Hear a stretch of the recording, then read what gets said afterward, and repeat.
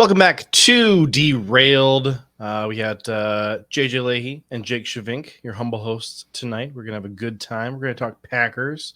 We're going to talk nonsense. We're going to talk college football, specifically Northern college football. We're going to have a good old time. See, we got Prince Capsaicin back in the chat. Thank you so much for joining us.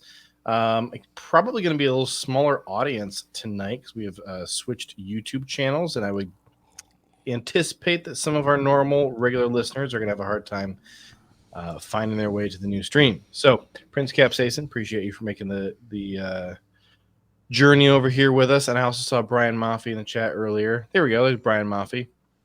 Yep.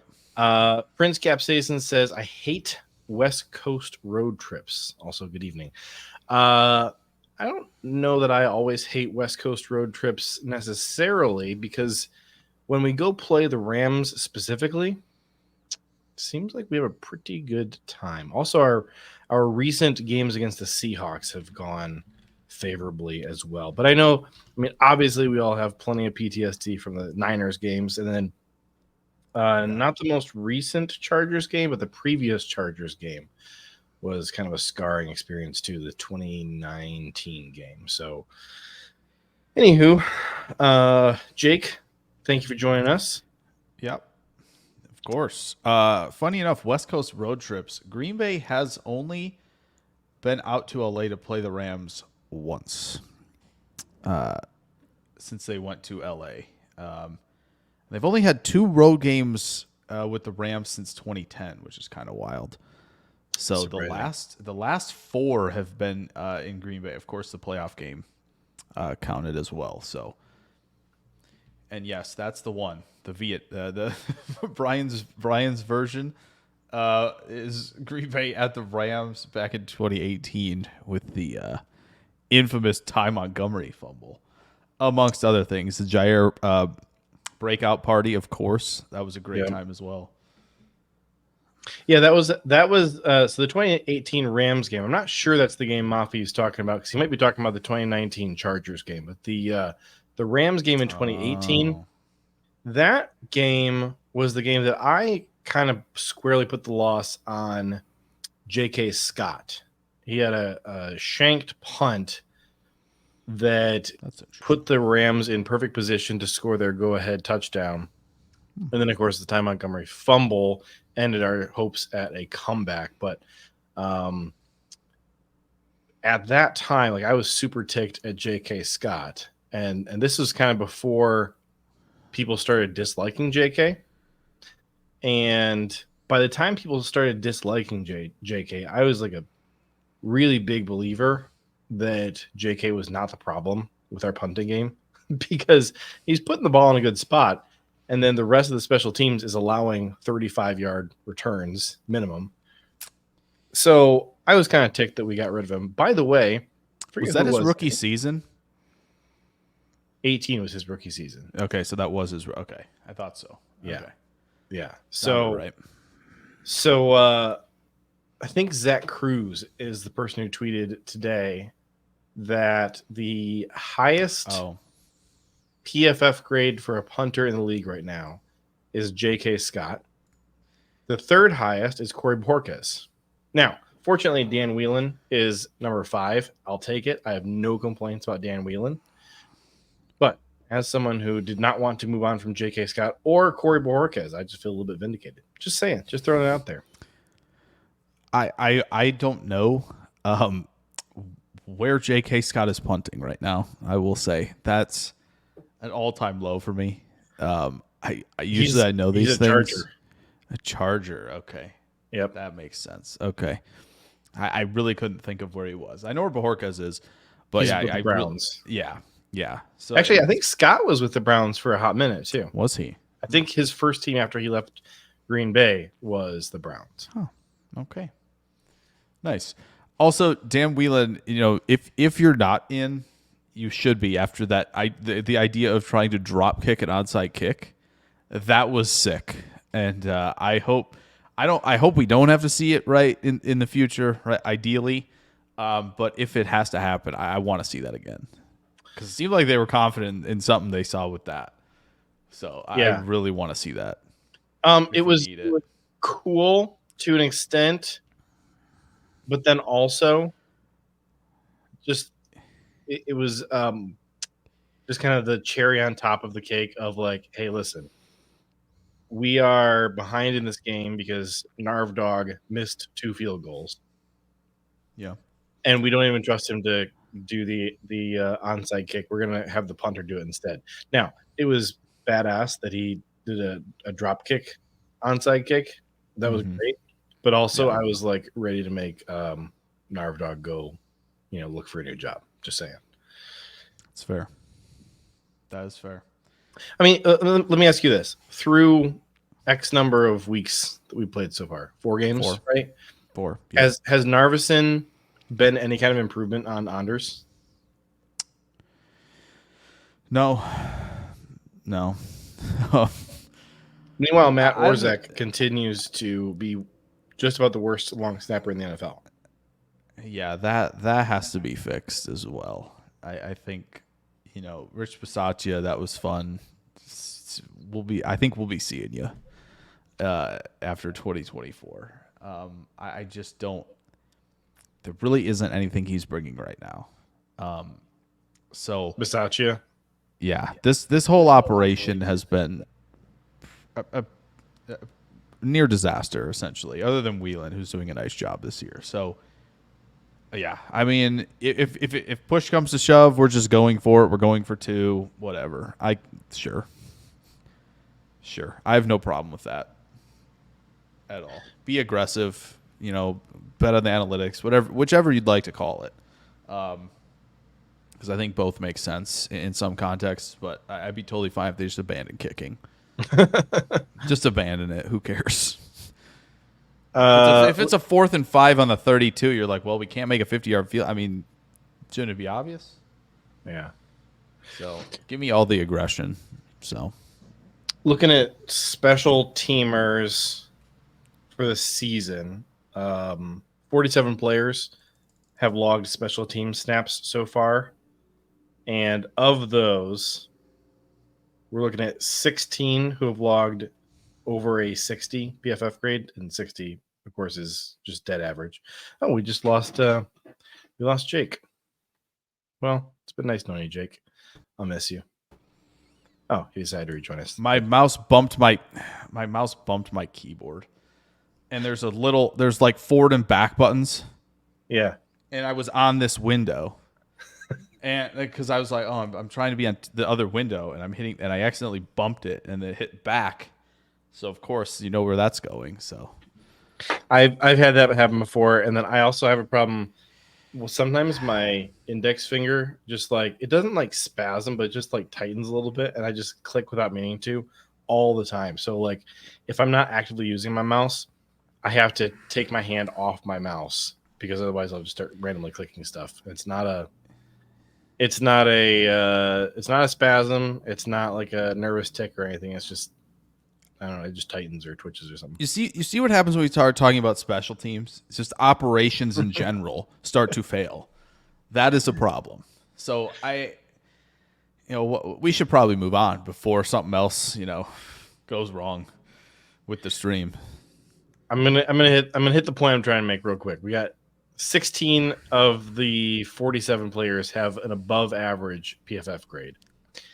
And we have 15 are below or significantly below average.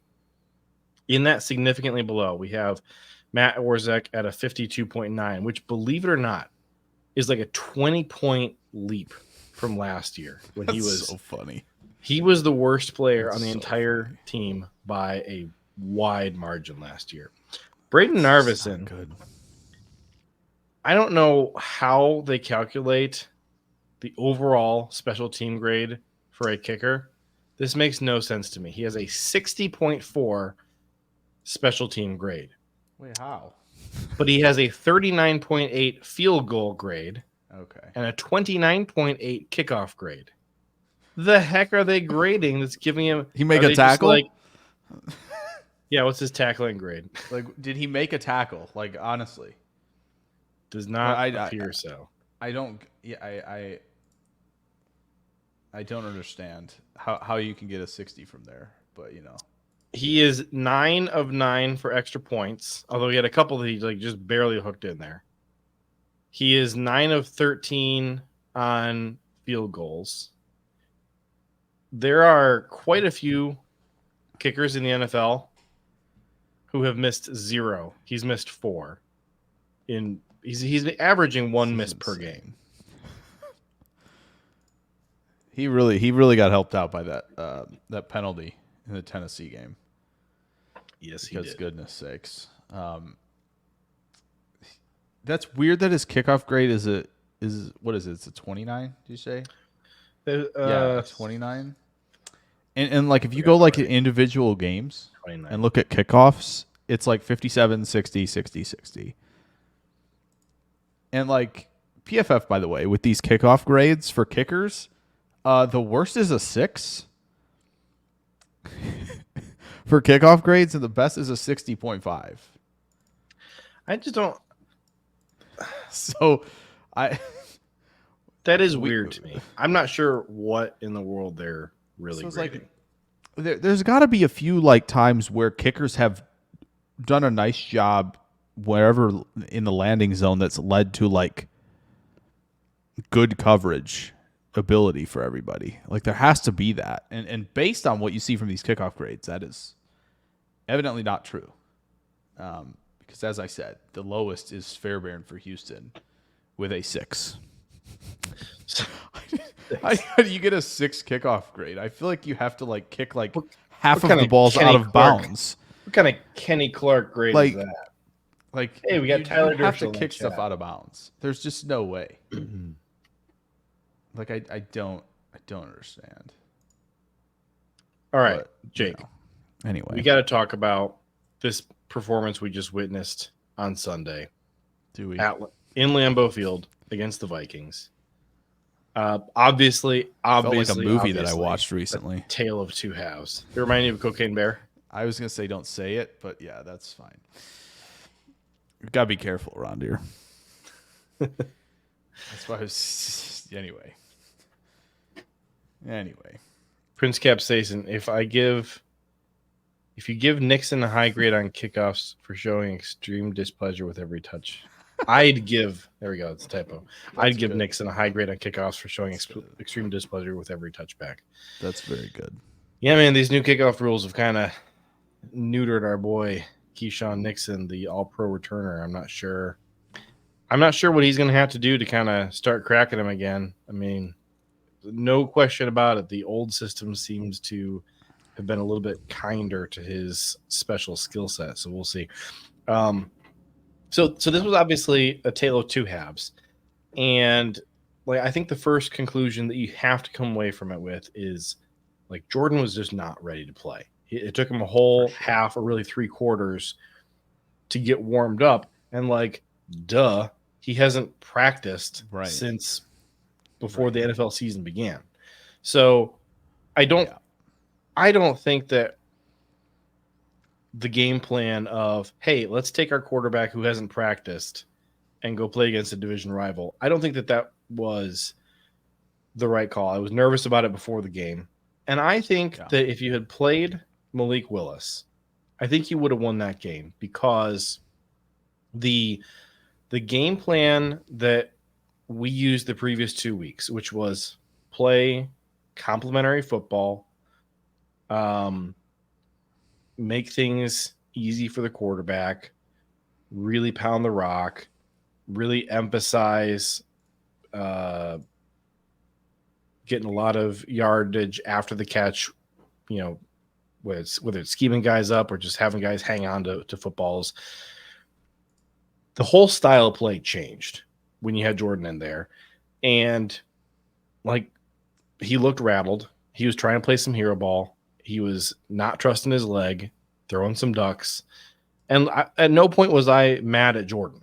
At no point was I watching this and going, oh man, does Jordan suck? Like that's not where my mind ever went. The whole time I was sitting there going, Matt LaFleur, what did you think was going to happen when you put Jordan in this situation? You have to put your guys in a situation to succeed. And you showed us the last 2 weeks that you know how and are willing to put a guy like Malik Willis in position to succeed. And you didn't do that with Jordan. Now, by the end of the game, I think Jordan was humming. And I think that this week against the Rams, we're probably going to see a very different version of Jordan than we saw for the first 3 quarters against the Vikings. But ultimately, I mean, this was clearly a game that the Vikings really never had any intention of winning. I mean, we just gave it to them. We turned the ball over 5 times. We kept putting them in advantageous situations. We committed like 15 penalties in the first half. I mean, we gift wrapped them a win. What do you think, Jake? I don't think they win the game either way, personally. I just don't. I think because Jordan played, I think Minnesota's had to be a little more cognizant of the Packers' early down approach, because I do think the kind of like, okay, Jordan's presence out there made, I think, their pass and run rate, the expectation of both, pretty neutral. And I think when Willis is in there, I think there's a lot of expectation of early down runs. Now, I think I talked about this last week when I kind of previewed a lot of things. The run game, as much as Minnesota has been good in terms of EPA against the run, it seemed like there were opportunities to take advantage, and Green Bay could do that. But I do think that the Flores approach of playing a lot of cover 2, cover 4, and muddying up the intermediate window stuff would have probably only been a thing in obvious passing situations if Willis had played. I think they're in a little more single high. I think they're adding to the box to make sure that the Vikings are getting the Packers into 3rd and 7, 3rd and 8, where then Malik Willis has to draw back, and then they muddy the windows, and I think you do see potentially a similar number of interceptions in that game. But it was having to prepare for both that probably, gave the Packers a little bit of an opening. It's just they didn't obviously execute. I think the game is closer than 28-0, as things go along. But it did feel like, again, where Minnesota has the edge, I think, in the kicking game, obviously, right? Like they had the edge there. I think they had the edge of, if it was Willis, they have an edge in terms of what they can do play call wise. And so their defense, I think, would have made, Malik Willis's head spin a little bit more than Indy and Tennessee. Personally, I think we know where Tennessee's strength was. It was, you can run the ball, to the edge. They're light on the edge. You can run it there. And their secondary is not that great, and you could take shot plays. And it was the same with the Colts. Like, they were in single high a ton. Like, they're cover 1, cover 3. That's Bradley's scheme, and yet they still can't defend the run. And that was very evident week 1 against Houston, and why it felt like Green Bay could go win. So I think it was just a different animal they would have gone up against defensively if Willis was in. But it shows you when Jordan's in, 28-0, you think Malik's coming back from that? No. It's, hey, we're packing this in. We'll take some shots, but we're going to get out of here. And that's what Jordan does differently. And I know there's so many people out there. I shouldn't be surprised at this point that are going, hey, Malik's 2-0. Why aren't you playing him? Just like suddenly forgetting for some reason. This is what I love. Like, people, it's probably the same people who said, why would you go after Willis? He stinks. He's not a good quarterback. Have you seen what he's done when he's a starter in Tennessee? And then they watch him play 2 games against 2 bad teams, and the Packers win because they have better coaching on both sides, and they go, well, look at this. Malik should be starting over Jordan. It's still, no matter what, even though they didn't like Willis, because they saw just a little bit of an inch of being like, oh, wow, Willis can play quarterback, they're like, my Jordan Love vendetta. I can get back on this train real quick. So I know it's out there, and that stuff is nonsense, and we need to squash it. But that's where I'm at. Like, Jordan is when you have Jordan, you can do those kind of things, right? You see the big plays Green Bay can generate when he's out there. Like, he wore the Favre jersey. That was a bad move. We're not doing that anymore, hopefully. Okay, the PR team, we got to get out there. No more 4 touchdown, 3 interception, insane EPA explosive play, like insanity, also bad turnovers. We can't be doing that. We can't have Favre games all the time. We No gotta Favre we gotta right the ship a little bit more and find, at least a happy medium between the back half of last season and then kind of the 2 games he's had this season and early last season as well. You got to find the medium a little bit.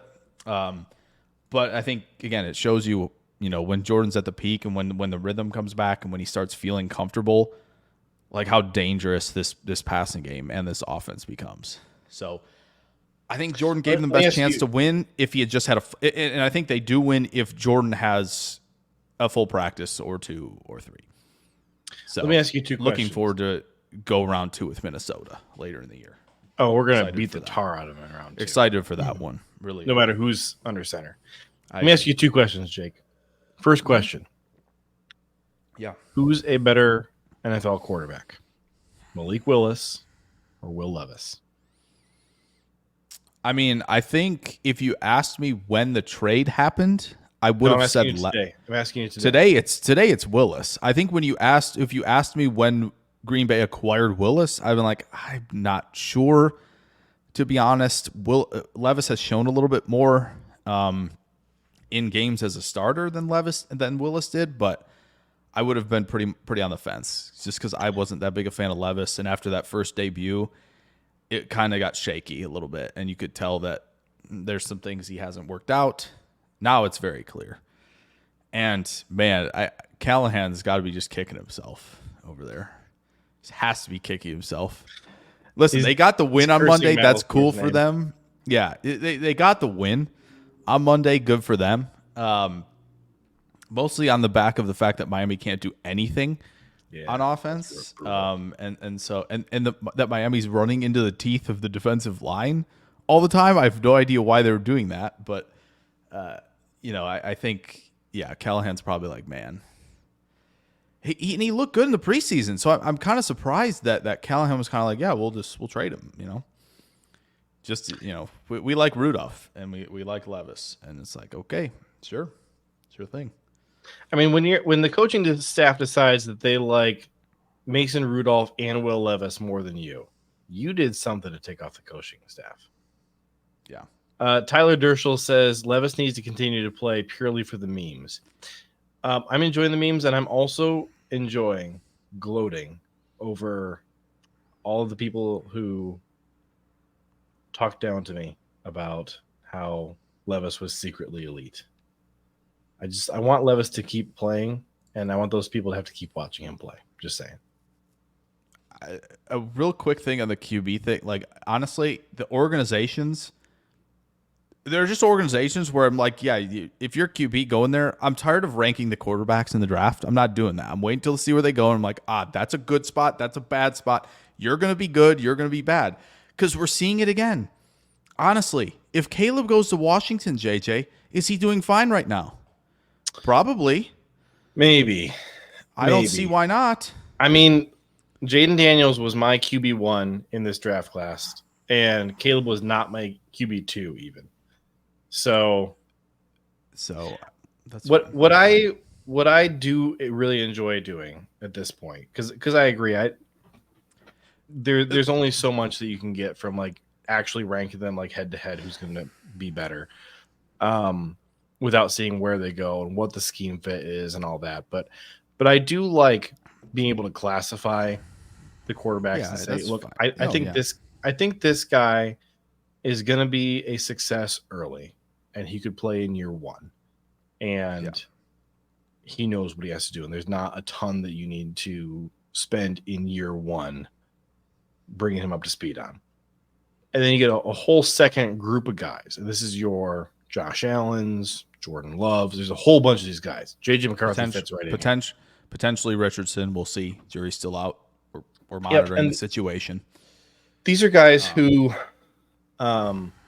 they are not currently good NFL quarterback material, but they have the tools that are worth developing. Yeah. And then you got another group of guys. All right. And I used to call this the Zach Wilson tier, but now it's the Zach Wilson, Will Levis tier, where it's, I see the tools that you have that people are excited about, And I also see the things that make me say, I don't think you're an intelligent human being, and therefore I don't really want my team to waste time trying to coach you up, because I don't think that you can hang with it from a mental standpoint. So I'm not interested in trying to develop you, because I just think you're going to be dumb. So that's and a lot of time, like half or more of these quarterbacks end up going to crap organizations anyways. And so, sometimes it's a self-fulfilling prophecy. You see a guy like Zach Wilson go to the Jets, like, dude, he never stood a chance. All right. Even if you loved his tools from here to the moon and back, the Jets were never going to develop him. And so, you could sit back like from day one and immediately say, this is not going to be a winning formula.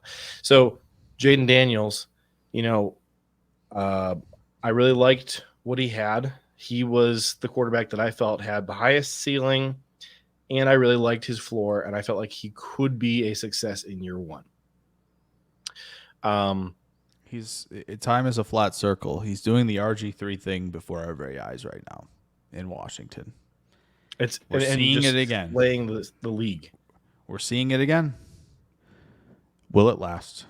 Kingsbury offense. Can't wait to find out.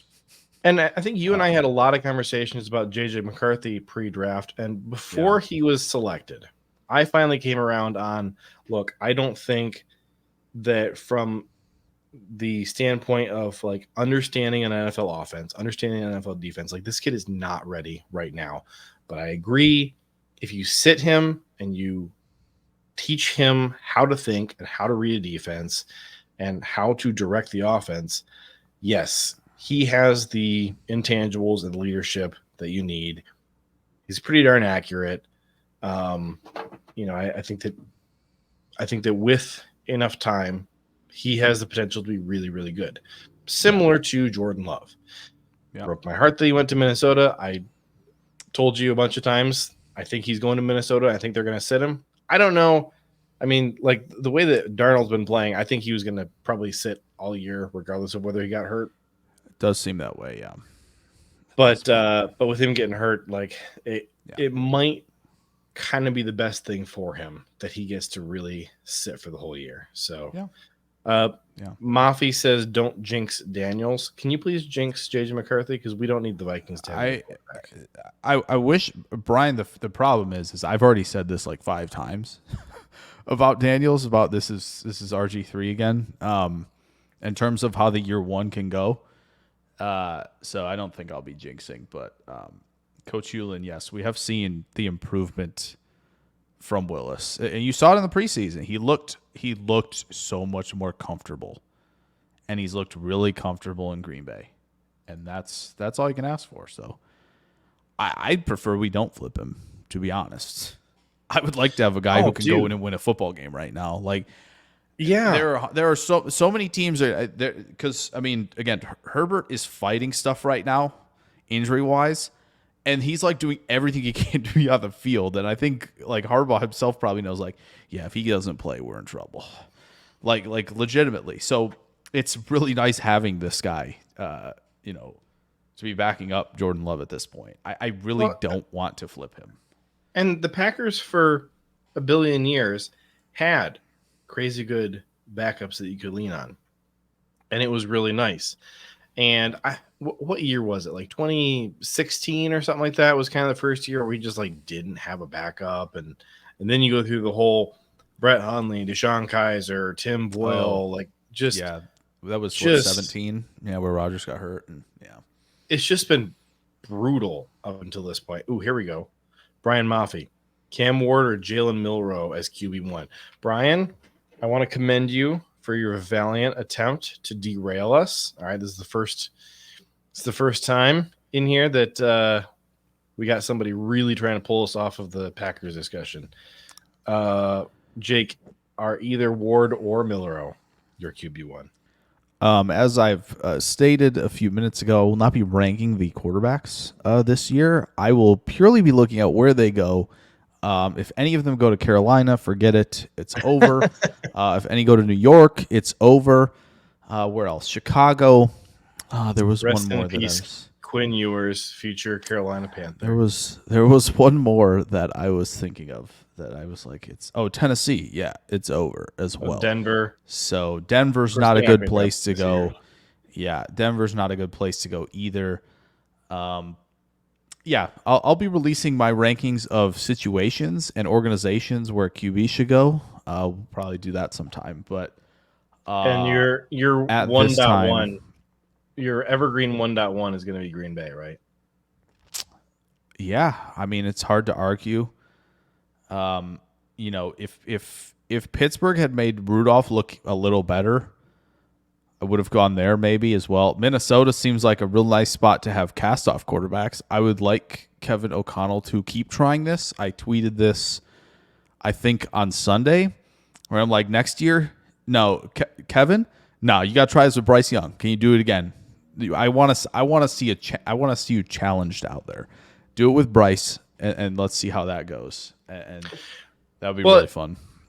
Somebody screenshotted. I think Baker Mayfield is number 1 in EPA per play, and Sam Darnold is like number 4. And someone was like, "Hey, quick, don't show this to the 2022 Panthers." Yeah, you better not, because they were both there. That's tough. That is tough. I can't. Brian, I'm gonna go Milrow over Ward at the moment. That's all I'll say. It's too early for me, but I like Milrow, and I think I don't like Ward. I do like Quinn Ewers. I do as well. I like Ewers. I think it's looked better. Personally, I'm getting ready to release my public opinion on Sanders. I'm not there yet. Yeah, Sanders is interesting as well. You want me to make I got a really bold, spicy hot take. Okay. All right. Nobody out there is saying this, but Travis Hunter is a good football player. I knew it was going to be one of two things. I knew you were going to say that, or you're going to say Ashton Genty's a good football player. Dude, I almost added, and so is Ashton Genty. I thought you were going to go that direction. That's where I thought you were going for sure. I would just like to state for the record. He could be good. He could be good. I do want to state for the record that Derailed was mega early on Ashton Genty. Mega early on Ashton Genty. Genty could be good. You heard it here first. But he might have a future out there. You never know. When we first discovered Genty, I think it was super early last year, like week 2 last year, and we were just goofing around with the PFF elusiveness grade. Oh yeah, that's the only thing we were just goofing around with. Yeah. And we're looking at this guy, and we're like, all right, we're gonna keep our eye on Ashton Genty. Josh Kohler says Willis is the perfect backup, just plays within the scheme and doesn't make mistakes. I think Tom Clements had to be pretty darn pleased with has to be.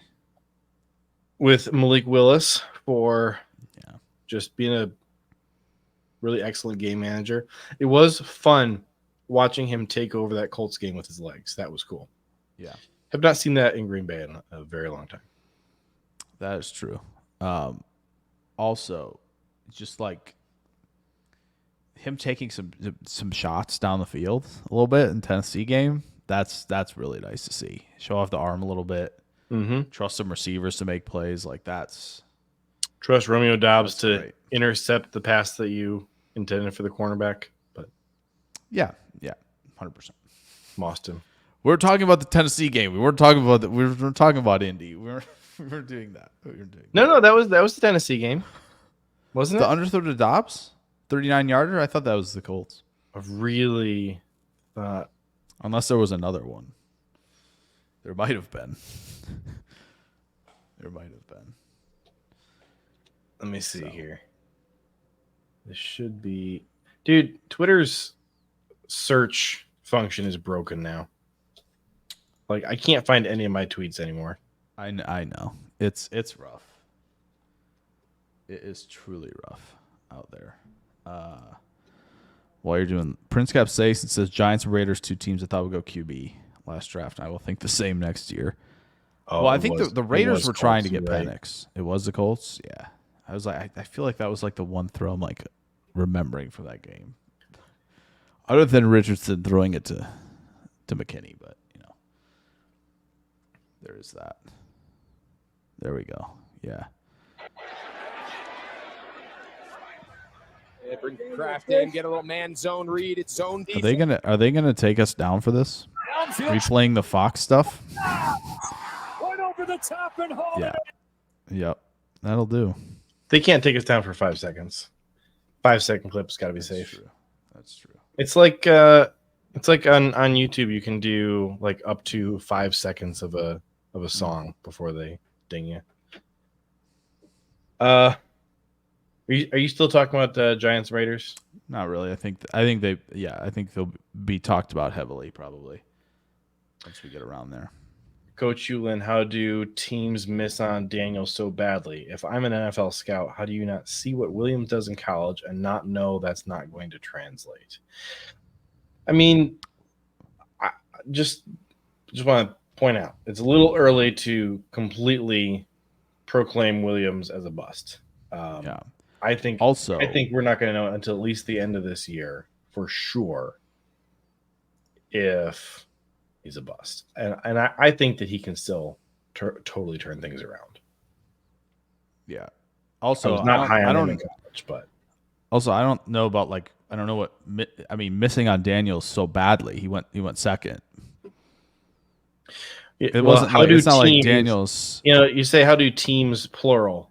Only one team. Only one team you could say missed at this point. And I would like to point out only one team had a chance. This team has a history of missing on quarterbacks, of saying no thank you to Patrick Mahomes and Deshaun Watson and CJ Stroud and Drew Brees and Aaron Rodgers and everybody. I mean, you name it, they had a chance to draft him. Yeah. Only one team had a chance to take Daniels before Washington. So be different if Washington was picking like 15th, right? And they picked him and like Nix and Penix are going ahead of him and all that stuff. So it seemed at least very clear that teams were very willing to take Jane Daniels very early. So Tyler Dershel, Caleb Johnson, round 2 next year, please, and thank you. Caleb Johnson is fun to watch, and so Jake and I have been talking a lot about Northern college football lately, and I think it's true. Ohio State, Iowa might be my Northern game of the week to watch this week. That's going to be a lot of fun. What did you say? I hope it's not. I hope it's 70-0. I hope it's not the game of the week. TBH. I would prefer it not to be. Because you hate Iowa. I forgot about that. For sure, yeah. Jake, the Illinois fan, can't stand Iowa, and I'm an Ohio State fan, so I'd be happy with 70-0 too. But Caleb Johnson, we both dislike Michigan a lot. So that is true. That's true. But you're willing to say their name, and I'm not. That's fair. actually not true. I say their name all the time. It's not that month yet. That's true. Once you get to November, I understand. That's true. I understand. Boise State running back is legit. Yeah, Mr. Ashton Genty. We're big super fans of Ashton Genty on this channel. Better than Lloyd already? I'd say yes. I would say significantly. Yeah. But look, so. Lloyd went in the 3rd round. Ashton Genty's not going in the 3rd round. All right. We're making the early call right now. Ashton Genty is going to be a Cowboy. He is going to be a Cowboy. So we're putting that out there. We're putting it out there. Maybe he'll go so early in the 1st round the Cowboys won't have. Yeah, but see if the Cowboys miss the playoffs, JJ. They're going to be in the top 20. So I'd rather than make the playoffs or draft. Yeah, Genty. Here's the thing. Yeah, that's a trade-off a little bit right there, As they're not going to win in the playoffs. Yeah, they're not going to win in the playoffs. I mean, I would love another Dallas Green Bay playoff game. Like, give me all those every year. Who wouldn't? No Tom Brady playoff game, no 49ers playoff game. And frankly, I don't really want to play the Lions in the playoffs either. I'd rather somebody else knock it out. But give me the Rams, the Cowboys. I wish the Rams were going to make it. What's that? I wish the Rams would make it. They're just too banged up. They need to. They have to. They're going to have to stay afloat. They have no like depth November, anywhere at like any position, and this is the problem when you don't have any salary cap, and you're taking 31 undrafted free agents in a single class. Yeah, you are good until you experience like any nicks and boo boos at all, and then all of a sudden your lack of depth is exposed. Ooh, here's a good one, Jared. Jake, take this one. What do you think of Marcel Reed? Is it Marcel or Marshall? Marcel Reed. I don't know. And as a future developmental day 3 Packers quarterback. I have not watched A&M this year. So I've never seen Reed. I haven't either. That seems like a Brian question. Brian could answer that. Feel free to weigh in. Brian, if you would like to have your beautiful face on screen here, let me know and I will DM you the link so you can hop on here. Brian has lots of Tutin's good. Yeah, he's good too. He's very good too. Yes. Brian says OSU is going to hammer Iowa. I mostly agree. I think this will be a game that will tell us a lot about Iowa and will tell us a lot about Ohio State.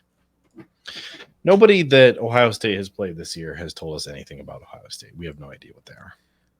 We've got this week and then next week.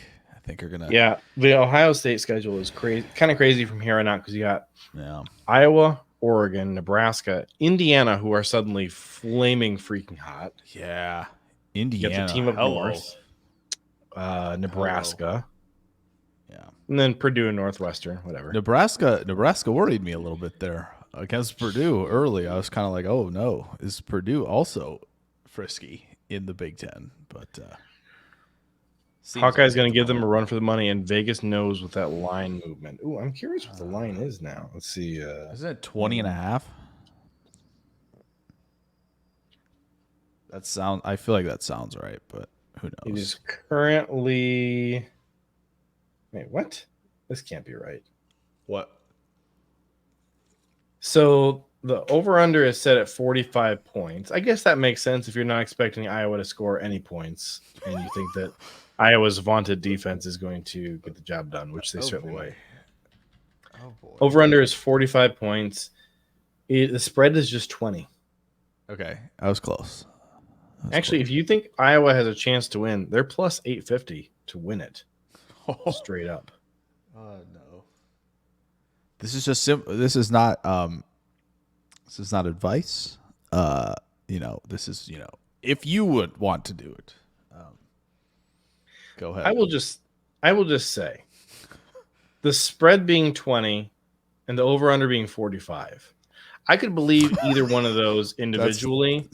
I cannot believe them in the same game. I don't think that the final score is 32 and a half to 12.5 is where we're at with that, essentially. Right. That doesn't sound right. That's kind of wild. That's kind of wild. Sound right. But actually, I'm just curious here. Let me check my. I can't. Yeah, I don't know. I don't know. Speaking of betting lines, my math has the Packers as roughly touchdown favorites over the Rams. And if I remember correctly, I feel like PFF on the preview had them like 1.8 point favorites. I got 6.23 favorites over the Rams. Okay. Tyler. Yeah, PFF has them as a 2.2 point favorite. So the betting markets have the Packers as 3.5 point favorites. Okay. I will be betting on the Packers to cover. Just saying. Just got here. How long we've been going? 45 minutes. 45. Jake, how do you pronounce this name? Ayers. I think it's just with extra letters. Welcome, Ayers. How's it going? How's it going? Tyler says Derailed. Iowa has a relic running that program. Listen, Kirk Ferentz is not a relic. He's a legend. All right. Brian Ferentz was a relic of the Stone Age. Brian Ferentz is running the Rutgers offense from the first ever college football game. No. Southern Turtles, my dude in the chat here. What are the chances we see more Edgerrin Cooper? We're out of time. I think we're out of time. How many snaps do you give an Edgerrin Cooper this week? Oh man, that was one of the great bits. Boy, it should be more at this point. No, PFF has not liked what he's been doing. FYI, other than pass rush, right? Well, they I think gave it's like him the only thing. Yeah, pass rush has been. I mean, none of it's been great. He had a good tackling grade in week 1 and week 2. Horrific tackling grade in week 3. A little bit below average in week 4. The coverage has not been great outside of week 2 against Indy. Yeah. He's missed 2 tackles out of 9 attempts. Most of his production came in week 1. Has not done much outside of that. Yeah. Which they had him a couple times, kind of the scrape guy on the edge, right? Dude, he's got to fill that outside gap, and he made a couple plays, and that was good. But I like the speed. Obviously, that's what's drawing everybody to it. But his pass rush grade on the season is a 90.1. Heck yeah! Which I don't put him at defensive end. Let's see if he can get a pass rush win rate going, unlike the rest of the defensive ends right now. Quay Walker is who I've always wanted at the end. All right, so hear me out. I don't ever want to see Quay in coverage. Hear me out. Okay. So one time I would love to see this. Maybe it's in nickel, perhaps, right? The 2 defensive ends are Walker and Cooper, and you've got McDuffie and Wilson out there as well. And I just would like to see what Cooper and Walker can do, because you know what? Somebody's got to generate some pass rush win rate out there. So, why not, right?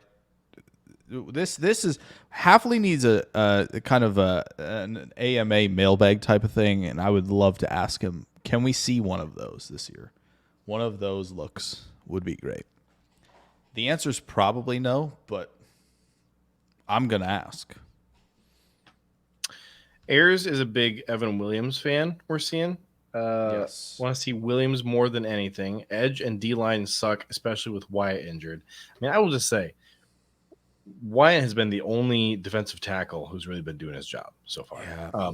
Now, John Ford is coming back. He's never, ever, ever been good in the regular season, but maybe this is the year. Fingers crossed. He looked pretty good in the preseason. McKinney is going to ball while our cornerback 2 and 3 get burned. Yeah. Williams deserves time to force some fumbles and get even more turnovers for Halfley. Yeah. I mean, I think, JJ, what I will say is most of the folks around here, the Weekly Cheddar commenters, listeners, love the fact of putting Williams at safety and Bullard at nickel. And I think they're very locked into that. And I'll take it. I'm not mad at it either. I enjoy seeing Bullard play in the back end, but I'm not opposed at all. Yeah, I mean, Bullard has not been playing that great so far. I mean, whatever. Yeah. It's his rookie season, Yeah. But Williams has definitely, for the 5 snaps he's been out there, has looked better. It's just, I think he looks less antsy out there than Bullard does. I think Bullard wants to be flying around, right, to kind of make plays, and so he kind of wants to be where the action's happening in some type. And I feel like Williams is okay with not being around that and just be like, yeah, this is where I kind of need to be, and I'll take that. Whereas I feel like Bullard just love the aggression, love the confidence to want to go out there and make plays like that. But he does seem like he's just kind of sometimes being extra aggressive out there, just to see if he can make something happen. Like he feels akin to like what some people describe Josh Allen to be, where it's like Josh Allen looks like every play is the last play. I feel like Bullard sometimes looks like that, where he's like, "Oh man, this is it for me. I'm gonna go make something happen." It's like, buddy, we just it contributes to some poor tackling. Yeah, because he's taken really hard tacks in. Yes, and going like you're saying. I think you said going for the kill. He's going for the kill almost. Yeah, and and that the discernment will come with time and with age. But yeah, cool a little bit. Love the enthusiasm, but let's not get quite so burned. Yeah. With Williams, it's tough. I mean, I think he's played literally 10 snaps, 5 in coverage and 5 run defense. So the sample size is just like impossible to gauge. Yeah. Jared wants a NASCAR package with Quay and Edger and Cooper on the edge. We need to figure out what that looks like exactly. Every single position is Gary playing inside? Obviously, I think Wyatt has to be out there no matter what, right? Like that's very clear. Any NASCAR package without Wyatt is not a NASCAR package I will endorse. No. So you can go give Kenny a breather on the bench and run the NASCAR package, and I'm good with it.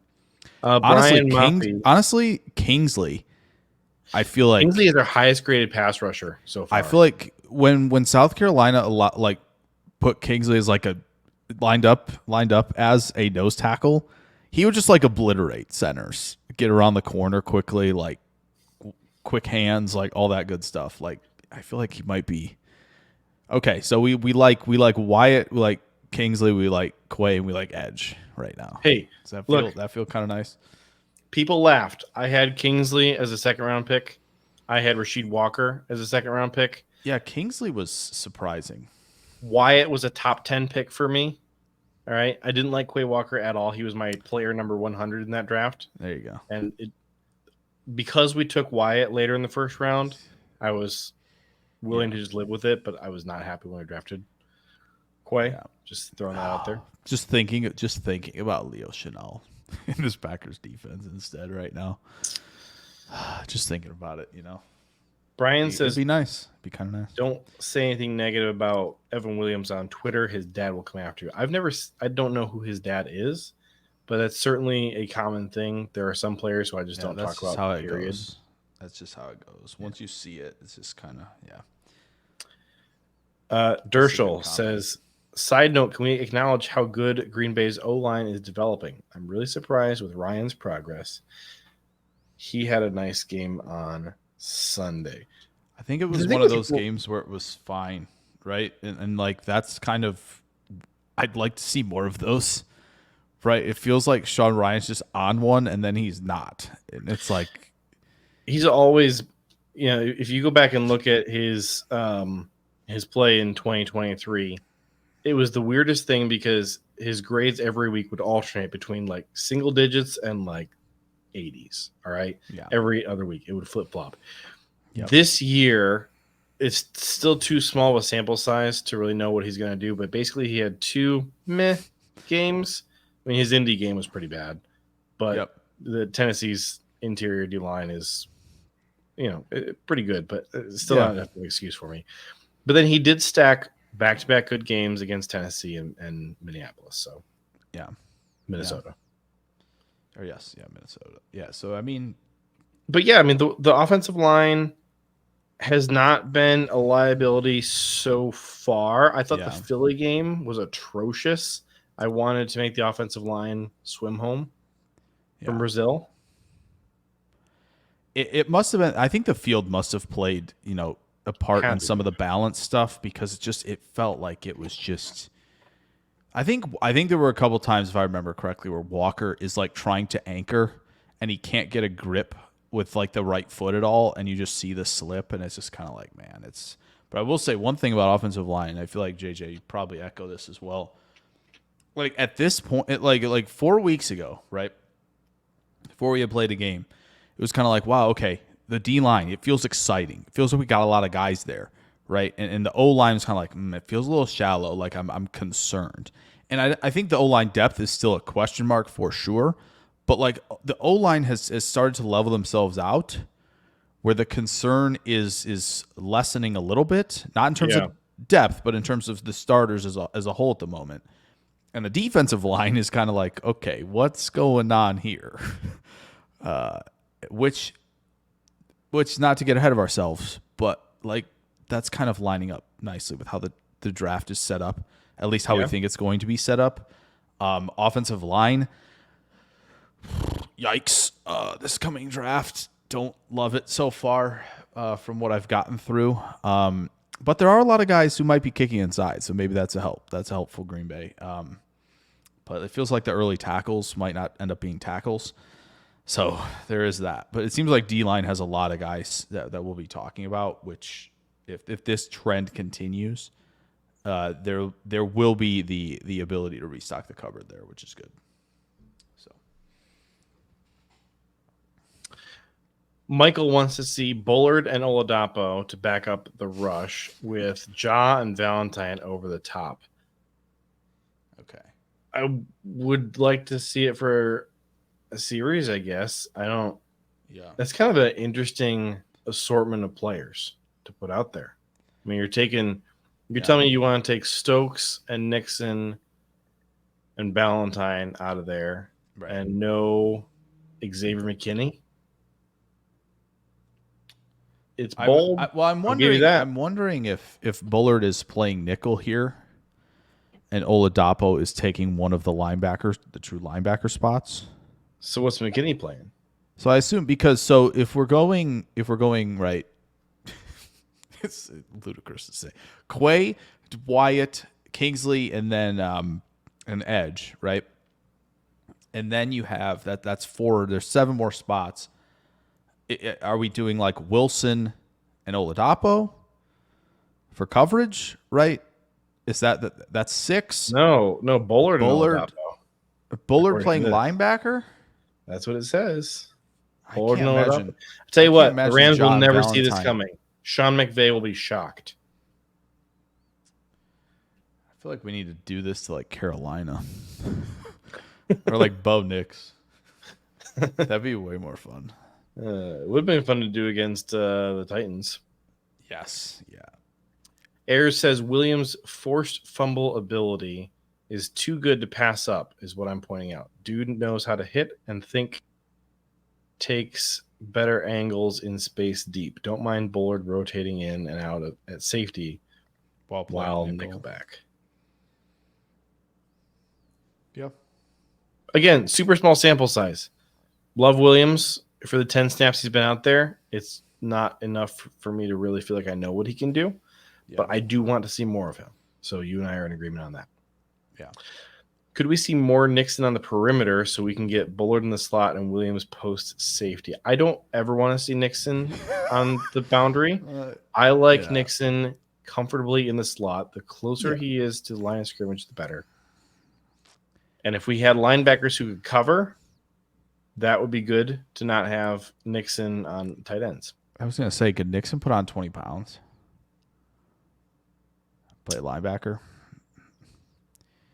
Gets to rush, gets to tackle, it's not anywhere near the perimeter then. Like, I kind of think TJ Slayton could play linebacker better than our linebacker.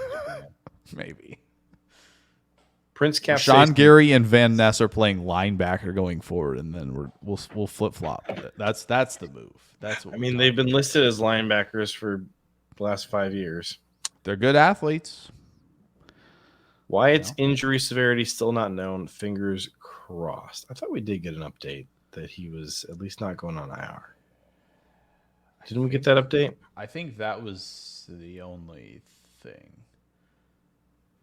We definitely need him back. Or alternatively, Kenny Clark could remember how to play football. That's there. Or if Carl Brooks wants to take that leap. Yeah, where's Carl? Please, my guy, Carl Brooks. Please do that. Please take a leap. Dude, freaking Kenny Clark has been playing whack-a-mole all year. If you look at his grades, this is ridiculous. Okay, so week 1, he had a good tackling grade and a good pass rush grade, an abysmal run defense grade. Week 2, pass rush grade fell off, run defense grade stayed terrible, tackling grade stayed good. Week 3, pass rush grade gets really bad, but the run defense grade magically jumps up to acceptable. Tackling grade stays good. Week 4, run defense grade for the first time jumps up into really good territory. Tackling grade for the first time in the year falls off, and pass rush grade continues to regress. It's like it feels exactly like every week he's looking at what he did the previous week, and he's like, okay, here's where I need to improve. Dang it, I'm going to get better at this run defense. Yeah. And then he forgets, oh, yeah, I also have to be able to do everything that I was doing before. Yeah. Dude, he needs to turn it around. This is by far the worst season of his career so far, and it ain't close. He's got time to turn it around, and this week 4 performance is absolutely by far the most encouraging one we've seen so far. Yeah. But man, we need Kenny to be Kenny, especially with Wyatt being out. We need this is the big thing this week, like for Brooks, for Gary, for Kenny. Like, this Rams offensive line is missing so many guys. If we don't see something this week, I don't know what week you're going to see anything, to be honest. Yeah. I really don't. Like, they are grasping for air to find starting offensive linemen right now. There's no excuse not to be in the backfield a ton. There really isn't. Like, it has to happen. So, Ayers says Ryan is my boy. He's the rare dude that could have moved Aaron Donald. Probably just needs more technical ability. The power is there. He definitely is strong. I will say we've had a couple of Packers who just completely owned Aaron Donald. Elton Jenkins owned him 1 year. Freaking Lucas Patrick just manhandled him. The other crazy performance besides Lucas Patrick on Aaron Donald that has blown my mind from recent years was Robert Tonyan manhandling Nick Bosa. Do you remember that game? Yes. It was like I do. The first or second time that we ever actually put Rasheed Walker out there, I think. And we had Robert Tonyan next to him. And Tonyan just, or maybe it was Yash. It was Yash. It might have been. Yash Nyman was out there. We were playing the 49ers in the regular season. And Tonyan just manhandles Nick Bosa one-on-one, not getting any help from Yash. And just sits him down on the ground. It was beautiful. We need really quick, since you mentioned him, Lucas Patrick currently has his best grades he's ever had. It's 4 weeks. 1 week is carrying the grades for sure. It's against Dallas. Last week, his worst of the 4, but like in New Orleans, not too shabby. When they have their own issues of guys missing some time, right? Ramczyk and then Ruiz is, I think, also missing time, or McCoy. One of the two is missing time as well. So I think it's McCoy. Might be. Yeah, that's right. It is McCoy. There you go. Where does Jordan Morgan line up when he comes back? I think when he comes back, I think he sits until we have an injury. Yeah, I don't know. I don't know when like the comeback is. But if Ryan keeps he levels this thing off and he's like playing fine or good, right? And he's not like having disastrous games, I don't think there's any reason you rush him out there. I know they've really kind of positioned him to be the right guard, but I mean, anybody who can play left tackle in a pinch, like, it'd be just kind of nice to be like, yep, he's the 6th, and we feel comfortable in 2 spots where we can play him for sure, and the rest TBD. Like, that is nice to have at this point. So, when are we going to see Oladapo? Says Southern Turtles. I don't know. That's a great question. I really don't know. I don't know what they're thinking with him at this point. We might have gotten hyped about the wrong day 3 safety. And it happens. It's day 3. There's just no guarantees on day 3. So We got a couple other than Goody getting a steal for sure, like at least one. That's a guarantee. But trying to pick out who it is, another thing coming. So never know.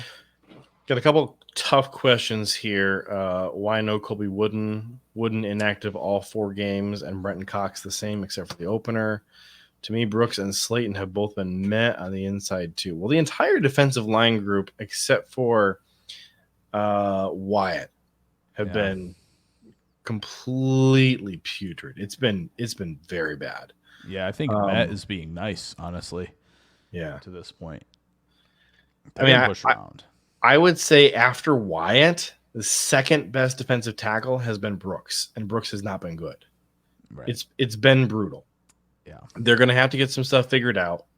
Now, the defensive line, and especially the defensive tackles, this is one of the trickier things to kind of grow into in a short period of time. It takes some time for the defensive line to gel together, similar like the offensive line, but us switching schemes, the defensive line is kind of the part where I would have expected it to take the longest. I think you got more going on right now than just guys being rusty and guys being in a new scheme.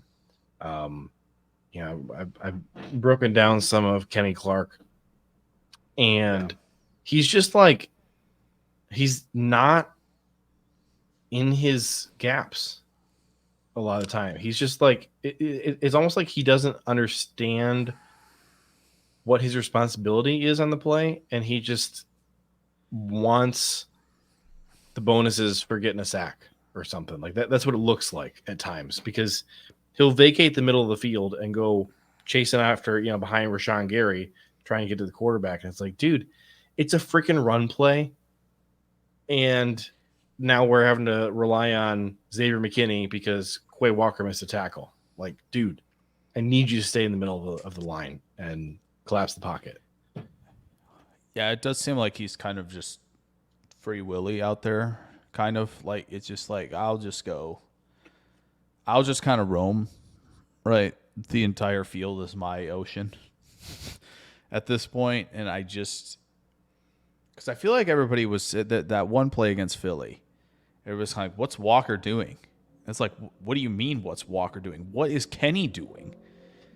Like, they're like, that's fine. It's like that precious meme or you donkey, right? Like the two, like everybody's like saying you donkey to Quay for some reason, while Kenny's just over here like, oh yeah, I'm just like, it's like, it's just like a kid rolling around in like sand almost in the playground, where it's just kind of like, oh, that's adorable, but like, one kid gets too high in the swings and jumps off, and you're kind of like, what are you doing? And so, we just seem to have the kid gloves with Clark, who has been here way longer, by the way. And Quay is still very young, even in year 3. So, I don't know.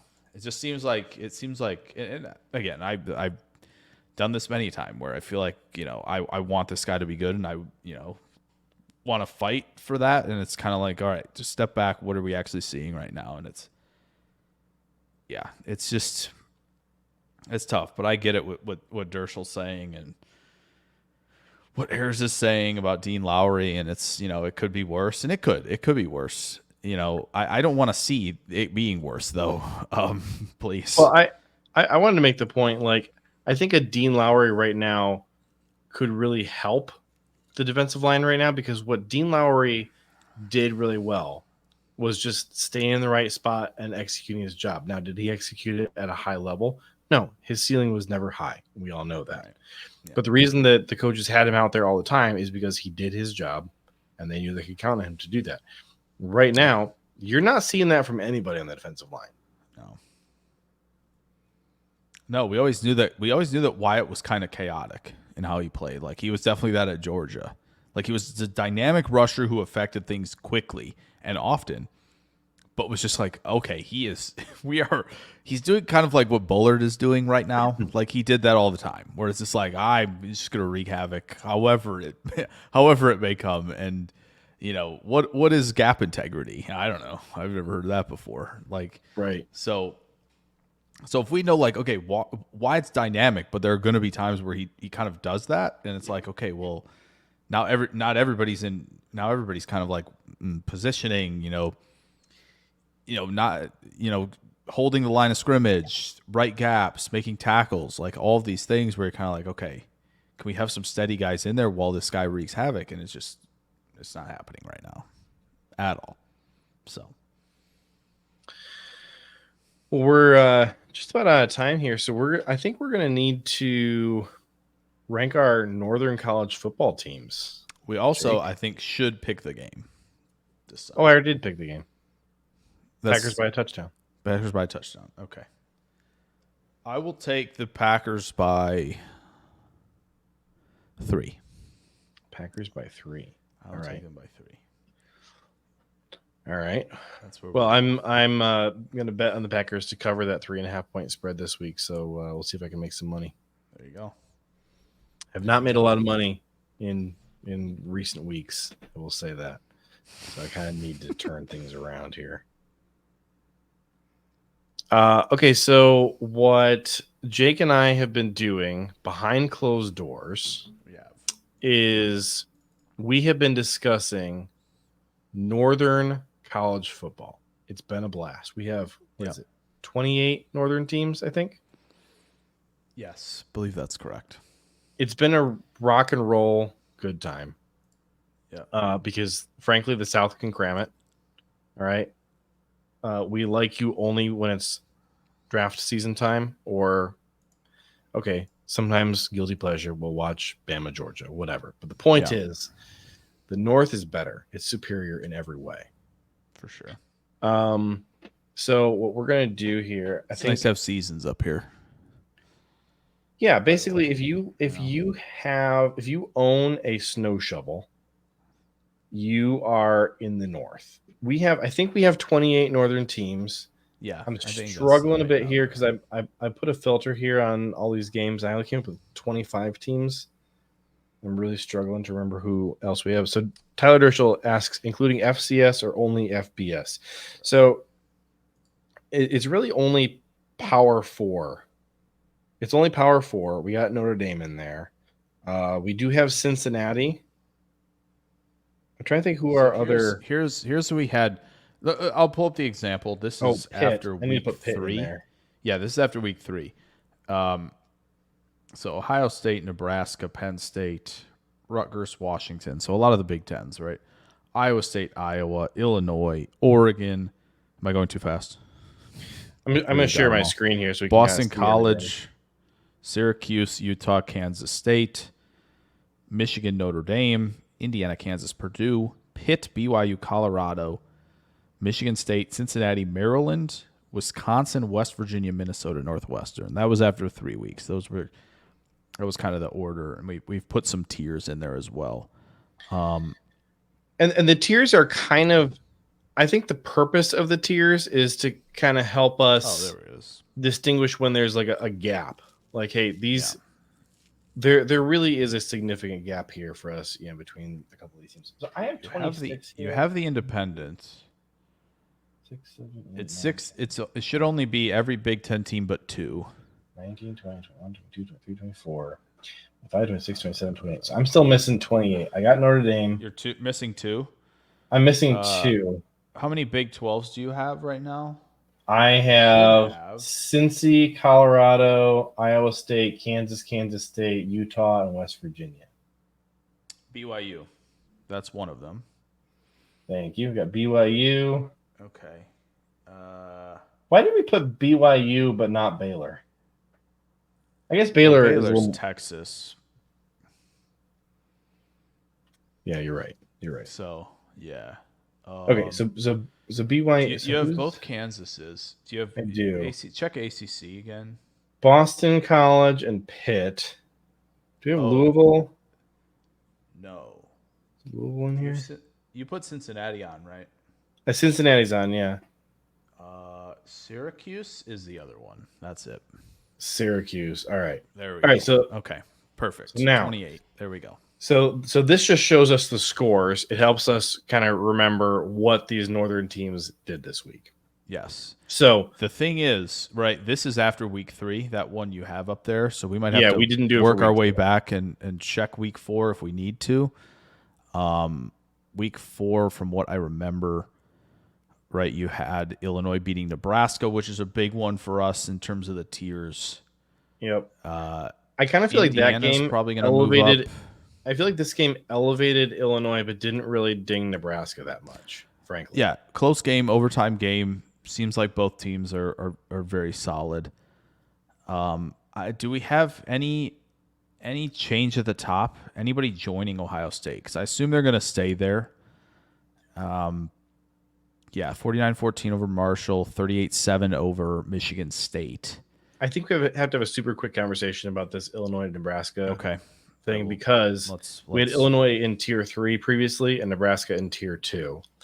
And I feel like we have to probably move them closer together. Do we have to put Illinois above Nebraska just because they beat Nebraska?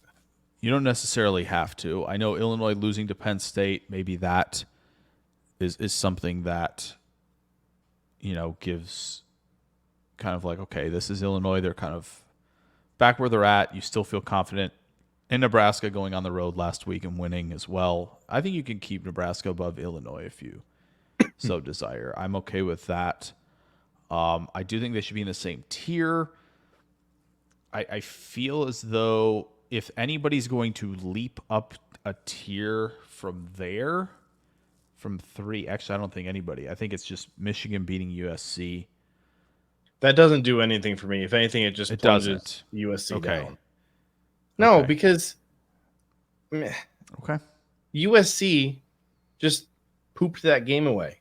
Michigan didn't do anything to win that. USC came in with no game plan. They just handed the win to Michigan. That doesn't do anything for me. So, that's fair. And also, USC is not a northern team. Right, they didn't beat. That's true. So let me think about this. That win did not change how I felt about Michigan at all. I didn't feel like we should ding them. So you feel like they're staying in that tier? Do you feel like Notre Dame's moving at all? They played Miami, and they played last week. They did beat Louisville. Week 5. So, is there anything else from week 4 that we should make an assessment? Syracuse lost. Syracuse lost, and frankly, I'm super tempted to kick them out of the North. Is Stanford in? Stanford in, Syracuse out. It's tough. Pitt, BYU. I mean, where do you put Syracuse in relation to Pitt? We're not talking about week 5 yet. We're talking week 4. Tyler Dershel wants Boise State to qualify. You know what? Boise State. No, we can't relegate. We're in season. We can elevate at the end of the season, I think. At the end of the season, if we feel like, if Boise State is the playoff team, we can elevate Boise State, and then whoever's not good, we can relegate them if we so desire. I don't think we can add midseason. I think we got at least at the conclusion of the regular season, if Boise State is in the playoffs, then we put them on our list. I think easily, yes. An easy yes if they do that. Okay. They still might if they go right. If they're 11-1 and someone else 12-0 and they beat them out, maybe it's still considered if somebody had that bad of a season. But I think they got to be behind BYU. Syracuse does, to be honest. BYU taking down another northern team in incredible fashion in week 5 or week 4. I mean, Kansas State absolutely shredding them late on Saturday. I think it was the last game on there. In the bottom right, where they said, hello, we are here in the Big 12 race now. So yeah, and we had Kansas State pretty darn high. Yes, Kansas State in tier 3. I feel like that might be a tier 5 drop, and BYU goes to tier 5 perhaps as well. I think that's probably about right. Now, spoiler alert, we are not going to put anybody ahead of Indiana in Tier 5. I'll just say that. Spoiler alert. So Kansas State, we're going to drop below BYU. Yeah, I think that has to happen. So I think we probably can move forward. Iowa stays, unless you're moving Nebraska to Tier 3. But if you're keeping them, I think everything else is fine, right? Rutgers won. Yes, they did. I think I'm still intrigued by Nebraska. Did I move Illinois up already? I did. Okay. Yes. Oh, West Virginia over Kansas quick from week 4 is something we might have to talk about. It's the top right game. That is something we might have to discuss here before we move on. Colorado moves up. Okay. I like that. That's totally fine. West Virginia we had way down here after a really embarrassing.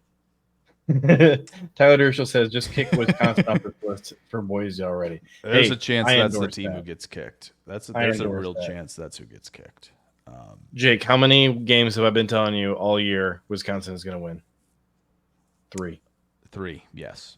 And they have 2 of those wins already. They have 2. It's going to be a long season, Badger fans. Yeah, but Pitt, I'm not moving for beating Youngstown State, really. Maryland's fine, I think, where they're at. Rutgers is still good. Let's look at week 5 here, because there's a lot of movement from week 5, in my opinion. Yes. So Rutgers beating Washington. That's a big one. We already got Rutgers in Tier 2. We already got them ahead of Washington. Does Washington drop down a tier at all for that one, or do you feel comfortable saying they're still I don't think so. Tier with Nebraska and Penn State. They're still in the same tier with Rutgers. Okay. They're right behind Rutgers, and they lost by a field goal. Okay. I think this feels about right. Okay. Now I will say Washington is on watch. We're on watch for Washington. Yeah. To potentially drop them. But there's a bunch of other teams that we're on watch for too. Is this week Michigan for Washington? Week 6? Yes, it is. Yes, it is. It is. Okay. I thought so. Okay, so we'll be... Which, again, I think that game might tell us more about Washington than it will about Michigan. Potentially, yes. We'll see. That could be a fun game. Yep. Michigan, I don't think they're moving. Minnesota's obviously not moving. This game for me does move Michigan. Okay. So Michigan barely beat the second worst team in the Big Ten by a field goal with help from the refs. And after the game, the Big Ten changed the way they officiate onside kicks because the refs screwed Minnesota. Now, we probably don't have any Minnesota fans on this stream. If you are a Minnesota fan, tell us, and we will say nice things about Minnesota. But Minnesota ain't good. All right. I just we've talked about this. Losing to North Carolina at home, a very inexcusable thing for you guys, and then just again playing only one half of football against Iowa. It's not going to be something that. We're moving some tiers around here. Yeah, we'll throw some tier names back on here toward the end here, but Boston College were unchanged. I guess Michigan you might move. Michigan, I'm going to move. Okay, let's move them, and then we'll start with the Boston College. We'll get to let's move Michigan since we went there first. Yeah, I think this is a really, really bad win for Michigan. I think that it's not a great one. I think it's hard to make the case that Michigan should be 4-1 right now. Like, yes, they technically are. They are a 4-1 team that feels like a 2-3 team. I agree. Right? I agree. Listen, we know they're getting passed by some guys. I'll tell you who they're going to get passed by. FYI. Yes. Oh, yes. Indiana. Yes. That is very clear. Indiana's skyrocketing. That is a guarantee. They will be passing Michigan. I'm going to demote Michigan down, and they are going to go. I don't think they can go below Kansas, but then again, we're probably moving Kansas. What about Kansas State? A lot further down. Kansas State is. They're probably tricky. ahead of BYU. Kansas State, I but think not so. ahead of BYU. I like that spot. Kansas, we're gonna have to. Kansas is gonna be moving. Indiana has to go ahead of Notre Dame. They're the real. I think Indiana might go ahead of Utah for me too. Honestly, I think I'm actually going to put Indiana. They might be ahead of Boston right College now as well. Right now, they're right here for me, I think. Okay. Now, Oregon's been looking good. They kind of have found their groove. They're riding the ship, which is good. Good for the conference. I'm putting them back up here in tier 2, which is where we wanted them all along. Yes. But then they kept disappointing us. It was a motivational tool, really, for us. You're welcome. Oregon down. Let me see. I need to feel something, Oregon. There we go. And I feel something again. Now, Boston Purdue, College. Oh, we can do BC. Let's just go kind of almost reading the book in some sense. BC. Unchanged. BC. Man, I really like problem BC to start the year. They're struggling. I don't know how you can put them above BYU at this point. BYU is just out here getting dubs and playing well. Let me ask you this. Who would win on a neutral field? Michigan or Boston College? Michigan would win. Okay, Kansas State or Boston College? Oh, gosh. That's where they are. I don't know if they're in front of them or behind them, but that's where they're at, I think. So, okay. Did that. Kansas State. So they did lose to BYU. We dropped them for that, though, already. Now they go beat Oklahoma State, which... You beat a Southern team. We're going to give you some credit for that because the South can cram it. And they were... And I don't love Oklahoma State. I think they're going to fade, but at this point in time, are and were considered Big 12 contenders. So... Tyler Dershel says, just saying that BC line versus Michigan. Yeah, D-line. Michigan probably can just run the football and rush the passer, and I think it's wraps for your game there. But Kansas State, I feel like, I don't know. I kind of think Kansas. I think to me, Kansas State. I think they're fine. I kind of want to elevate them, but I'm not really going to elevate them past BC or Michigan. Yeah, unless you kind of remove almost move them all up to Notre Dame's level, or you're dropping Kansas and Purdue from the tier, or maybe even both. Well, we'll get to Purdue in a couple games. We got a Purdue conversation to have. Indiana, we've moved. Maryland is way down here. They're 5th to last. So Nebraska is 4-1. Yes, this is true. Mark Zambito says, "Shocked Wisconsin isn't better. Wisconsin is in for a rough go of it here. Yeah, I think that the dissolvement of the Big Ten East, or the Big Ten West, is bad news for Wisconsin. I think they are really going to need to figure out the NIL game and recruiting." Right. Yeah. Quick on Maryland here, since we're the last bit of this first row. Maryland or Cincinnati right now? Maryland. Yeah, Maryland or Michigan State? Well, Michigan State beat Maryland head-to-head pretty convincingly. Oh, that's right. Okay, Maryland or Syracuse? Maryland. Okay, so maybe Syracuse has to drop. So maybe Maryland is going ahead of Cincinnati, right? And Syracuse is dropping, but they don't go ahead of Michigan State. And that's where Maryland stays. All right, did I do that correct? Yes, that feels good. Okay, and then there's a gap here. That's a gap. I agree. Yes. Feels about right. Minnesota, we're not moving, right? And we've talked Michigan. Yeah, Minnesota, we're not really moving. We already demoted Michigan for a bad win. So kept Nebraska. Let's have a Nebraska conversation and then a Purdue conversation. Okay. If you if you click to the right of Wisconsin and hit delete 9 times, you've got them in the right tier. That's funny. Tyler, you're my guy. Does Wisconsin play Northwestern or no? Yeah, they do. Oh And- man, and Minnesota, right? And they play Minnesota. Oh, I think there's they are some demotion games right split. there, man. Those are the games. Those are I think they're going to demotion games. And that's how I come up with their third win. They're going to be either Minnesota or Northwestern. Okay. If they Tyler, beat both, then we've got team, or do you a not relegation. We got an interesting relegation conversation if they beat both. Getting through. Now, here's the thing. By a very small margin.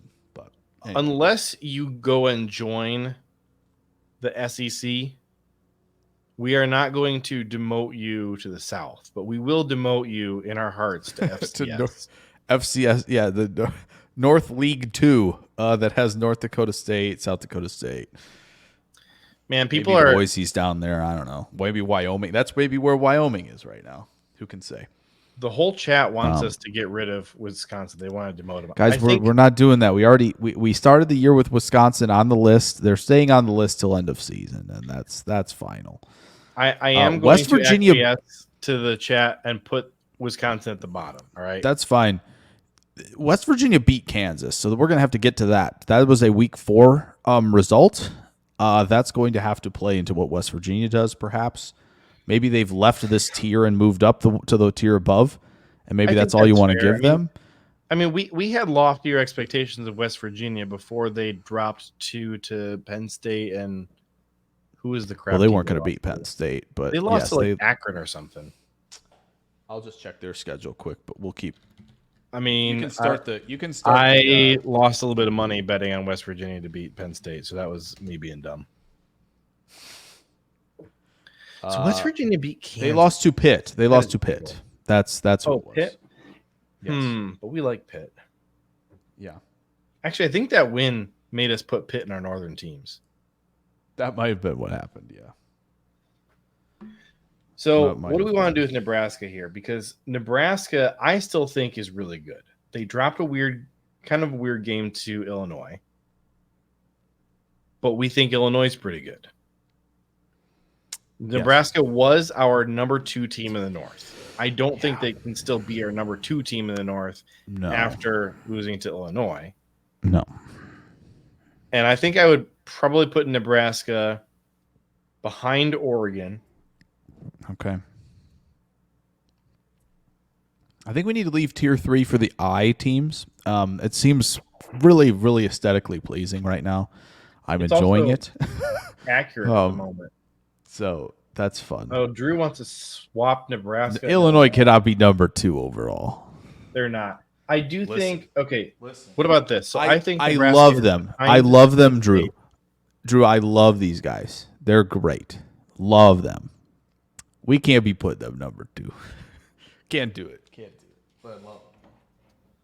I love them though. That's why they got a spot on the desk. I think it probably looks something like this. I think currently. Oregon, is Penn State, and then okay. Yep, I was gonna say. I was just trying to create some gaps here. I think it kind of currently looks like this. That seems tier 2, right? Yeah. I think the teams are still right. I think that unless Iowa just gets boat raced this Saturday, I think Iowa hoping is for making that a leap to tier 2. We're hoping for the boat race, ladies and gentlemen. If Iowa wins or keeps it close, they are jumping way up. If they get boat raced, they're staying in tier 3. Yeah, no, I agree. Drew says Washington needs to move way down, and BC sucked it up in their win. Let's give me your case for why Washington needs to move way down. I need to. While he's doing that, let's talk Purdue for a second here. Let's do. So Purdue fired their coach. Yeah.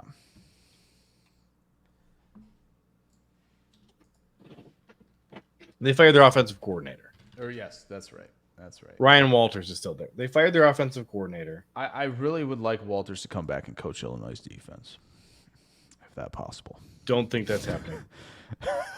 Not anytime soon. Anyway, that's fair. I think Purdue or Colorado for me is an easy answer at this point, I think. Personally. I mean, I think we're going to have to move Purdue down a bit. I think Purdue or Maryland? Oh, Maryland. Yeah, I agree. Purdue or Cincy? I might take Cincy. That's close. I think we've. What about this? Purdue or Syracuse? Would you bet money on Purdue to beat Syracuse? Probably not. I'd probably avoid the game, at the very least. That's what I'll say. Purdue or West Virginia? I think Purdue wins. Okay, we found where they belong. 1 second. I'm going to put myself on mute. Drew says Washington lost to Washington State and Rutgers, and their only decent win is Northwestern. But we have them ranked behind Rutgers and Washington State. I mean, it's the Apple Cup. It's an in-state rivalry. In-state rivalry games are always crazy. Okay, let's. I think we're definitely on watch for Washington. I think so in week 6, Washington is playing Michigan. Yeah. And like we said, we think that's going to be a game that tells us a lot about Washington. So let's wait until week 6 to decide if we're going to move Washington down. I think right now they are. We're going to leave them here, but we are on alert for maybe they're pretenders. I will say I'm almost positive I'm picking all tier 3 teams to beat Washington on a neutral field, even at the moment. But so you're thinking Washington might what? They're ahead of Utah. No, they're ahead of Utah. I'm saying I think you could make the argument they're firmly at the bottom of tier 3. You think they're firmly at the bottom of tier 3 right now, based on what they've done this year? I think if we're playing the like this or that, I'm taking Iowa State. I am taking Iowa. I'm taking Indiana, and I'm probably taking Illinois. See, I don't think I'm taking Iowa State or Illinois to beat Washington right now, based on what we've seen from Washington. Okay. And the reason that we have tier 3 kind of ranked the way that they are is because Iowa State beat Iowa. Yeah. But I think Iowa and Indiana by that same thing, Illinois did beat Nebraska. And that's true. To be fair. We may have to do some soul searching after week 6. Nebraska and Washington are teams that we got to figure them out at the moment. All right, Drew wants. Are they in their own tier? Are they in their own tier behind tier 2 of like, hey, we need to figure out what's going on here? It sounds like that's what Drew wants. I'm arguing in favor of leaving them at the bottom of tier 2 until after they play Michigan, and then deciding what to do with them at that point. Okay. I feel Let's do that. Let's do that so we can. Losing to a Rutgers team that we have ranked ahead of them, and losing to an in-state rival in the Apple Cup. Yeah, those are defensible losses. Same as I really did not criticize Iowa for losing to Iowa State. Right. And we're really not penalizing Illinois for covering at Penn State at all. So I think, even though they really threw that away at the end of the first half. But yeah, okay. So we've had the Purdue conversation. BYU, personally, in my opinion, I think they're ahead of Utah. Based on what I've seen from Utah, I think that they feel House of Cardsy a little bit. Utah does to me. You know what? They lost to a Southern team. We can demote them. I'm fine with that. Oh, they lose to Arizona?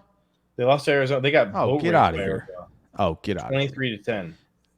Did Utah hasn't played Kansas State yet? No, they haven't. Utah or Michigan? Utah. I like. Okay. I like. I'm drawing a complete blank on their coach's name. I'm looking at Whittington. Picturing his face. Whittington. Kyle Whittington. Yeah.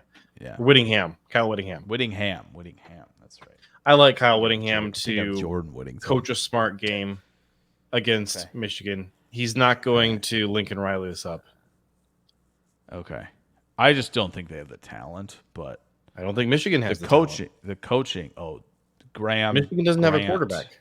Graham, Grant, Johnson, Stewart. Their defense.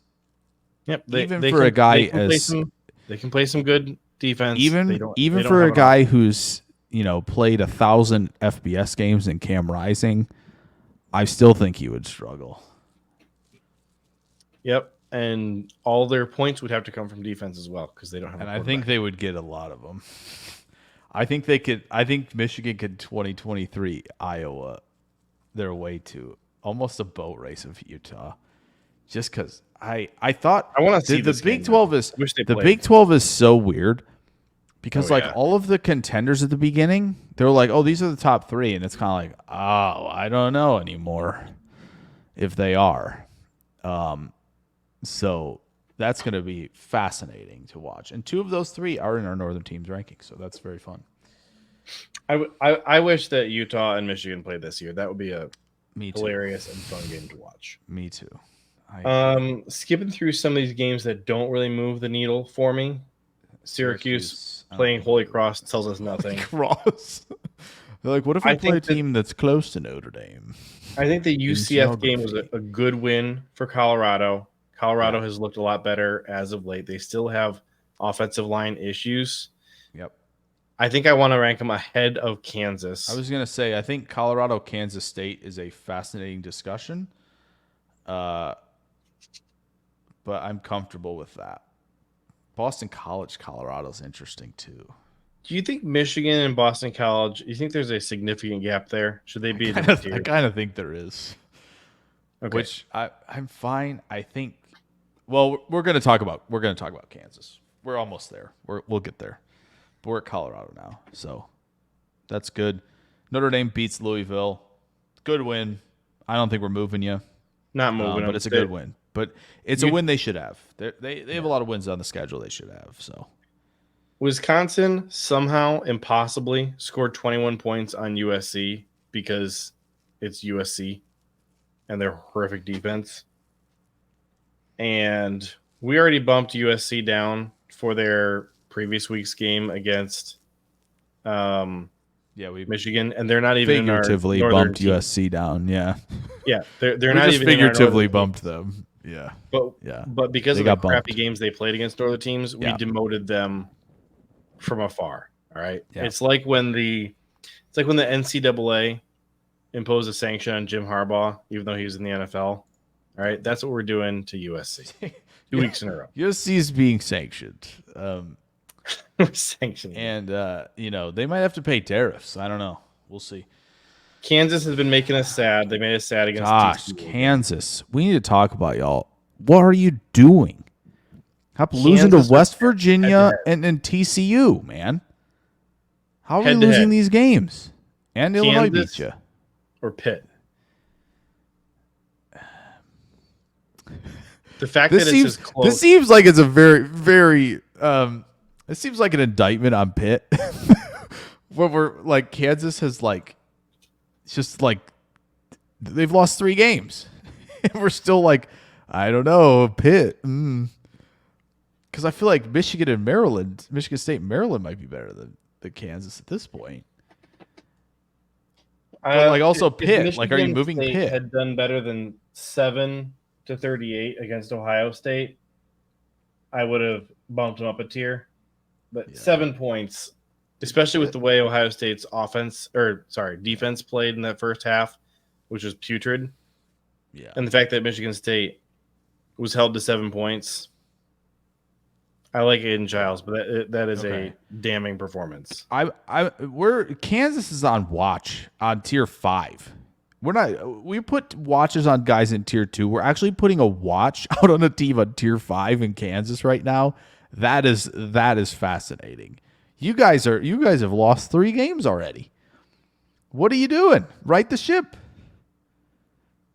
Anyway. Drew wants to move Penn State up to tier 1 below Ohio State. We're almost to Penn State. Iowa State I feel unchanged about. Road game, shutout. Nice. Very nice. We'll take it. And that's how they play games. So I'm not, Anyway, so Iowa State were good. Illinois seemed fine. Penn State, yeah. Do we move them? So Penn State hasn't really tier. done a lot this year. The thing that has the reason that they dropped from tier 1 to tier 2 initially was because they almost lost to Bowling Green. Yes, that's right. The Bowling Green game is the problem. So since then, they played Kent State. Coming through. Nobody in the world should care what the score of the Kent State game was. And then they played Illinois 7-21. Now, we think Illinois is good, but is a 21-7 win over Illinois enough to bump you up to tier 1 when that's the only data point that we have to be excited about? I think that putting them as the number 2 team in the North at the top of tier 2, I feel like that's generous. And it says more about how disappointed we were with Oregon stinking it up early on in the season than anything. Yeah, we definitely hurt Oregon for the performances. And here's the good news for you: Penn State plays Ohio State in just a few weeks. And then Does Penn State have anything in the near future? Well, they play UCLA and USC back to back. Then they got a bye week. I mean, they're playing Wisconsin with a bye week. Better not lose those Southern teams in the Big Ten. History will not look kindly on you, Penn State. After they play UCLA and USC, they get their bye week against Wisconsin. And then you got kind of a gauntlet of Ohio State, Washington, and then really it's like UCLA, USC. Very winnable games. Yeah. Wisconsin should be a shutout. Ohio State should be a close game. Washington would be interesting. And then they finish with Purdue, Minnesota, Maryland. Yeah. Yeah. Penn State, you better make the playoff. That's all I'm saying. So our last 2 teams to discuss are just Cincy. This is a problem. Cincy, we might have to have a talk. What do you want to do with Cincy? Tell me what your heart says. What does my heart say about Cincinnati? Honestly, probably not a whole lot because of the teams who they are ahead of currently. The only one that's really like you look down on the list and you go, "Yep, Purdue." About what we expected. Syracuse, maybe they're underperforming relative to expectations, and West Virginia is maybe it's performing a little bit above expectations to this point. I'm just not sure. I guess I move them, although it feels like one of those it feels like one of those oh, you got a talking to. No real punishment is happening right now. You just kind of got a talking to about this one because there's really nowhere to move you. So. I think they're in the right spot. Yeah, I think. And Utah. The only team we have left to talk about is Oregon. Yeah, and I don't. We have them behind Penn State, and that's kind of a punishment for Oregon because of their stinky start to the year. But they seem to have figured things out. And they play Ohio State in 2 weeks. Yes. So they're going to get the chance. What is it? What is it now? 10 days. Crazy. Yes. Exciting. So that'll be a fun game. Yep. And they are going to get the opportunity to say, hey, that stupid Derailed podcast ranked us behind Penn State. We are going to show the world. For too long. Yeah. Drew says, can Wisconsin get rid of Luke Fickell's idiot defensive coordinator and bring back Jim Leonard? Fickell and Leonard would be amazing. No, man, I think Leonard is hurt that he didn't get the head coaching opportunity. So I don't know if he would come back. Yeah. I like where he's at. I like where Leonard's at. He's fine. He's doing good work there. He's helping Vance out. So he can come back to Illinois anytime. if you'd like as well. The invitation's open. Drew said Jake is trolling so hard right now. That's how I do it. We are out of time, and we got to get going. But I want to thank everybody who showed up. The numbers pretty quickly got to a nice clip, and then stayed basically at the exact same spot the whole way through. We lost like 2 viewers total when we switched to talking about college football. Which that's something that's notable that you guys are like, oh yeah, I'll stick around and listen to Northern team rankings, which is that's appreciate you. So send us some feedback. Tell us what you liked, what you didn't like about the format of today's show. Help us figure out what we should be doing for the rest of this season. Shout out to Brian Maffey. I think he's our derailer of the week for getting us asking about sidetracked with draft talk. Way too easy to do. And you guys know what this channel is if you're watching on YouTube. That's not even a derail technically, but for this show, kind of was. But I do want to thank everybody who joined us here on the stream tonight. Super appreciate you. Had a lot of fun talking with you guys. Loved the fact that the chat was hopping the whole way through. And I have something very important to tell you all. All right. I'm relaying this from a very dear friend of mine. This is a motto that he came up with in a dream. It came to him in a dream. Oh, no. My buddy, Mr. Ed Policy, the late, great Ed Policy, called me up and said, tell the people, go, Pack, go.